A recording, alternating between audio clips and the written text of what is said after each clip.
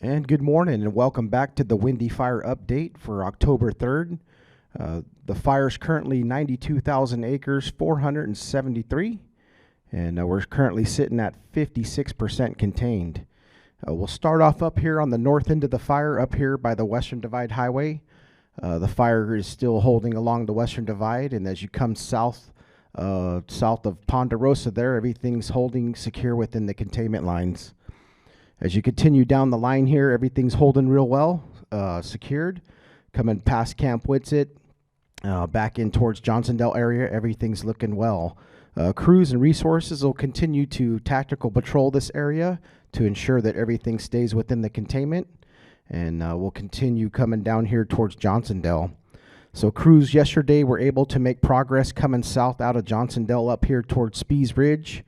They're getting to a point here just south of Spees Ridge where it's going to get back towards inaccessible by hand and ground resources, hand crews. They are looking at options to utilize the trail system along the Whiskey Flat Trail that parallels the Kern River on the west side. They're looking at utilizing that as a control feature. And then they're also reevaluating the Tobias Creek Trail. Fire activity still remains pretty active here in the Tobias Creek drainage and Ant Canyon.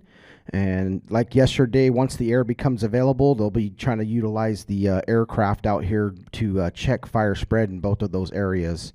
They do have the mobile retardant plant that uses retardant set up here at Fairview, so they'll be looking at opportunities to utilize that to help check the fire spread in this area. As you move further to the south here, crews did make some progress coming out of Baker Point area, heading up to the north there, but they are starting to hit an area where they will not be able to continue further north with the direct hand line. So they are looking at those options there, and also a further out option here, which would be an indirect line that would be used to check the fire spread should it continue to progress out towards the south here. Moving around on the southern end here, around the spot fires here, those all still remain contained at this time. Crews will continue to mop up and secure along this edge as well as the spot fires.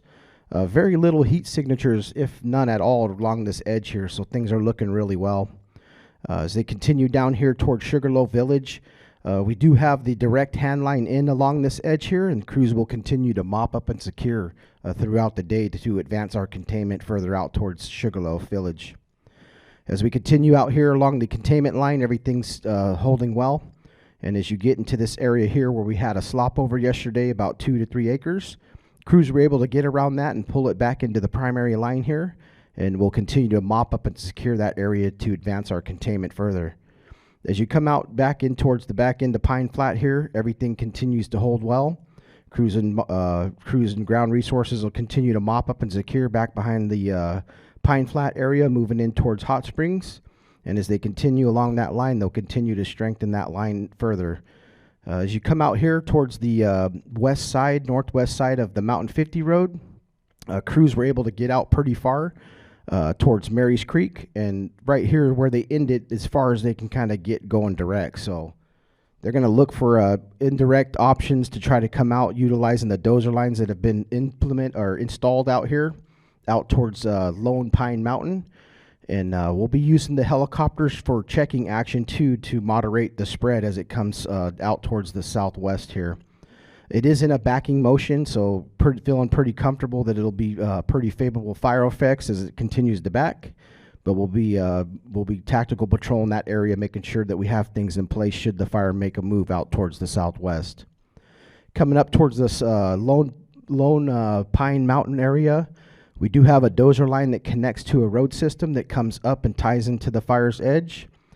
Currently, they're going to be executing a hand and aerial fire ignition plan that will plan will be to bring the fire slowly back in the fire towards the containment lines in here.